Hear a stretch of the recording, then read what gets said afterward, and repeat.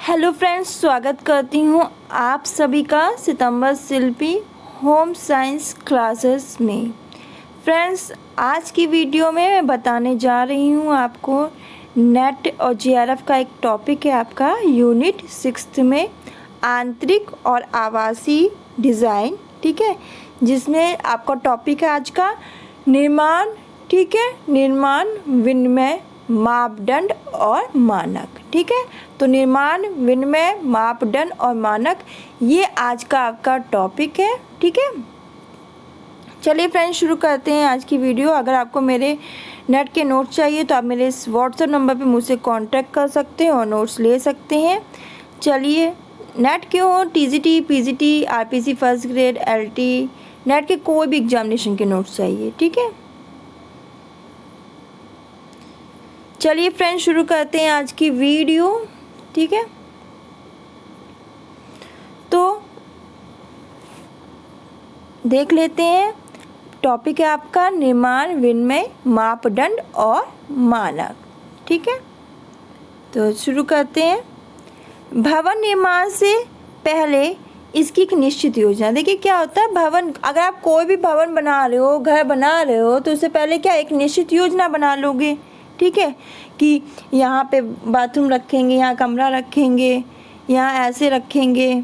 ठीक है, ये सब एक योजना बना लोगे कि जो मज़दूर रखेंगे उन्हें ठेके पे देना है कि रोज़ वाले उस पे देना है। ये सब योजना बना लोगे ना, कि पानी का मतलब पानी के नल कितने लगवाने, ये सब योजना बनाओगे। टंकी कितनी रखवानी, ये सब योजना बनाओगे ना। भवन निर्माण से पहले एक आप अपने दिमाग में नक्शा बनाते हो। ठीक है, एक रूपरेखा बनाते हो, करनी पड़ती है। ठीक है, तभी आप उस चीज़ पे अमल कर पाते हो। यदि भवन निर्माण योजनाबद्ध तरीके से नहीं किया जाएगा तो ऐसा मकान परिवार की समस्त आवश्यकताओं की पूर्ति नहीं कर सकेगा। ठीक है, तो समस्त आवश्यकताओं की पूर्ति का ध्यान में रखते हुए, जैसे कि घर में समझ लीजिए किसी को घुटने की प्रॉब्लम है या कोई और दिक्कत है, बुजुर्ग है घर में, तो उसे क्या कमोड की सीट में ज़्यादा सुविधा होती है जबकि इंडियन टॉयलेट की अपेक्षा। ठीक है, तो कमोड की सीट उसके लिए ज़्यादा इंपॉर्टेंट। तो इस बात का ध्यान रखेंगे कि अगर घर में बुजुर्ग है तो हमें कमोड भी रखवानी है। ठीक है, तो ये सब चीज़ों का ध्यान रखना है। ना ही परिवार के सदस्यों की रुचि के अनुकूल ही होगा। ठीक है, और ऐसा भी, और फिर वो क्या होगा, परिवार के सदस्यों की रुचि के अनुकूल भी नहीं होगा अगर हम लोग पहले से ही एक निश्चित रूपरेखा नहीं बनाएंगे। ठीक है, उनमें निवास करने वाले लोगों की मानसिक संतुष्टि नहीं मिलेगी और जो उसमें रहेंगे कहेंगे पैसा तो लगाया, सब कुछ किया, ज़मीन भी अच्छी थी, पर घर वैसा नहीं बन पाया जैसा चाहते थे। क्योंकि एक बार घर बन जाता, लागत लग जाती, तो इतना नहीं है कि इंसान तुड़वाए फिर बनवाए। तो इसलिए इस चीज़ को बड़े सोच समझ के बनवाना चाहिए। ना ही वे एकांतता ही महसूस कर सकेंगे। ठीक है, ऐसे भवन निर्माण से समय, शक्ति एवं ऊर्जा का क्या अपव्यय, ठीक है, व्यय होगा, अपव्यय होगा। ठीक, बर्बाद होगा। एक चतुर, बुद्धिमान और कुशल गृह प्रबंधक गृहिणी की काफ़ी सोच समझकर विवेकपूर्ण निर्णय लेकर योजना बनाकर भवन निर्माण करना चाहिए। बिल्कुल, जो एक चतुर, बुद्धिमान, कुशल गृहिणी होती है या गृह प्रबंधक होते हैं, उनको काफ़ी सोचना विचारना चाहिए और अपने विवेक का, टैलेंट का योग मतलब पूर्ण उपयोग करके फिर भवन का निर्माण करना चाहिए। ठीक है, देख लेते हैं हम लोग परिभाषा। ठीक है, आवास की इम्पॉर्टेंट है, आपके टीजीटी के पेपर में पूछा गया था। तो एक इच्छित लक्ष्य तक पहुंचने के लिए, ठीक है, विभिन्न संभावित मार्गों के संबंध में सोचना, कल्पना में प्रत्येक योजना के पूर्ण होने तक इसका अनुगमन करना, मतलब उसी के अनुगमन मतलब उसी के अकॉर्डिंग चलना, और सर्वाधिक आशावादी योजना का चुनाव करना ही क्या है, नियोजन है। उपयुक्त परिभाषा निखिल और डोर्सी ने किसी भी समान योजना के लिए दी है। आवास योजना भी इससे अलग नहीं है। किसी परिवार द्वारा वांछित एवं आवश्यक आवास को सीधा रचना रूप में बना लेना सफल आवास नहीं हो सकता, क्योंकि हमने उसे योजना रूपी कसौटी पे परखा नहीं है। आधुनिक समय में आवास निर्माण से पहले उसका रेखांकन अथवा नक्शा नगर महापालिका द्वारा, ठीक है, संस्तुत कराया जाना अनिवार्य है। ठीक है, तो नगर महापालिका द्वारा संतुष्ट कराना अनिवार्य है। ठीक है। इसके अभाव में अवैध निर्माण का करार देके उसे महापालिका तोड़ सकती है। तो उसे क्या, अवैध निर्माण का बता के उसे क्या करती है, नगर महापालिका जो है वो तोड़ सकती है, ठीक है। सरल शब्दों में आवासीय योजना का अर्थ आवास निर्माण से पहले कागज पर वांछित निवास का नक्शा खींचना अर्थात रेखांकन करना। R.K. देशपांडे के अनुसार लिख लीजिए, एक नक्शा वास्तुविद के विचारों का उसके अधीन काम करने वाले इंजीनियर, ठेकेदार आदि तक संप्रेषण है, ठीक है। तो ऐसे R.S. पांडे ने क्या है कहा है कि एक नक्शा वास्तुविद के विचारों का उसके अधीन काम करने वाले इंजीनियर, ठेकेदार आदि का संप्रेषण है, ठीक है। अपनी एक पुस्तक बाई एस सेने ने लिखा है कि नक्शे रेखाओं एवं आकृतियों के माध्यम से विचारों को मूर्त रूप देते हैं। आप जान लेते हैं जो आवास है, ठीक है, जो आवास निर्माण के मापदंड मानक क्या है, ठीक है। यह आपका आवासीय आंतरिक और आवासीय डिजाइन यूनिट 6 में है, ठीक है। निर्माण विनिमय मापदंड और मानक, ठीक है। तो आवास निर्माण के मापदंड और मानक क्या है देख लेते हैं, इम्पोर्टेंट है। पहला है भूमि का चुनाव। उत्तम भूमि वह होती है जो कम से कम 1 मीटर ऊपर से नम और उसके नीचे पथरीली। लिख लीजिएगा ये कि कम से कम 1 मीटर ऊपर से नम और उसके नीचे पथरीली। यहीं से क्वेश्चन बनते हैं। जिस स्थान पर मकान बनाया जाए वहाँ की भूमि चारों तरफ ढालू होनी चाहिए, ठीक है, ताकि पानी का जमाव ना होने पाए और समतल भूमि से पानी की सतह 4 से 6 मीटर नीची हो। फिर स्थान का चुनाव। घर ऐसी ऊंची जगह पर हो जहाँ पर पर्याप्त शुद्ध वायु, सूर्य का प्रकाश मिलता हो, बिल्कुल सही। आसपास ऊंचे पेड़ भवन नहीं होने चाहिए, ऐसा ना हो कि ऊंचे ऊंचे पेड़ भवन है, ठीक है। आवास के समीप दैनिक आवश्यकताओं के साधन केंद्र यथा जैसे बाजार, जैसे कि स्कूल, कॉलेज, अस्पताल, डाकखाने, दफ्तर आदि के रहने से धन और समय दोनों की बचत होती है। और भवन वाली जगह चौड़ी और अच्छी सड़क से जुड़ी होनी चाहिए, ठीक है। जो भवन वाली जगह वो चौड़ी भी होनी चाहिए और क्या आपकी एक अच्छी सड़क से जुड़ी होनी चाहिए। दिग विन्यास मतलब दिशा, ठीक है। तो सुख सुविधाओं का ध्यान रखते हुए मकान की दिशा के निर्वाचन को ही दिग विन्यास कहते हैं। मतलब दिशा का भी ध्यान रखना चाहिए, कौन सी दिशा का घर ले, ठीक है। मकान के दरवाजे, खिड़कियां तथा सामने का भाग किस दिशा में है ये बात ध्यान रखना चाहिए। उसका प्रभाव मकान में रहने वालों के स्वास्थ्य पर पड़ता है। घर में जो स्वच्छ वायु का आगमन है, मतलब आना जाना, ठीक है, आगमन के लिए कमरों में आमने सामने विपरीत दिशा में खिड़की, दरवाजा, रोशनदान की व्यवस्था की जानी चाहिए। स्वच्छता संबंधी सुविधाएं।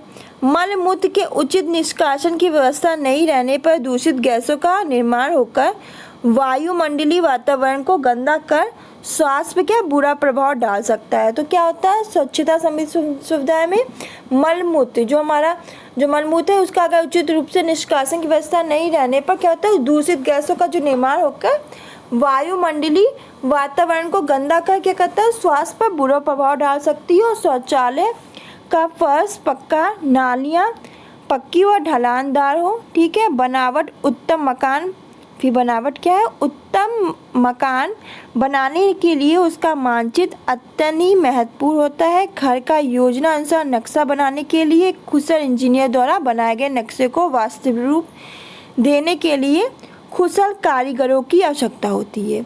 तो बनावट देखिए, बनावट क्या, उत्तम मकान बनाने के लिए उसका मानचित्र अत्यंत महत्वपूर्ण है। तो कोई भी अच्छा मकान बनाने के लिए उसका क्या मानचित्र बना ले, ठीक है। घर का योजना अनुसार नक्शा बनाने के लिए कुशल इंजीनियर बनाए, ठीक है। तो एक ये कोशिश करें कि योजना जो है घर का योजना अनुसार नक्शा कौन बनाए, कुशल इंजीनियर बनाए। नक्शे को वास्तविक रूप देने के लिए कुशल कारीगरों की आवश्यकता होती है, ठीक है। बनावट संबंधी निम्नलिखित बातों की जानकारी आवश्यक है। दीवारों को सुदृढ़ता पर ही मकान की मजबूती निर्भर करती है। तो जो दीवारों की जो सुदृढ़ता है, दृढ़ता है, उस पर क्या होता है मकान की मजबूती निर्भर करती है।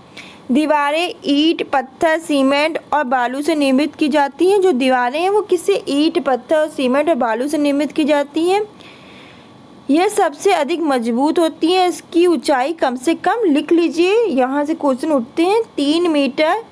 मोटाई एक मंजिल मकान में कम से कम 345 मीटर और अन्य मंजिलों में 25 सेंटीमीटर होनी चाहिए, लिख लीजिए।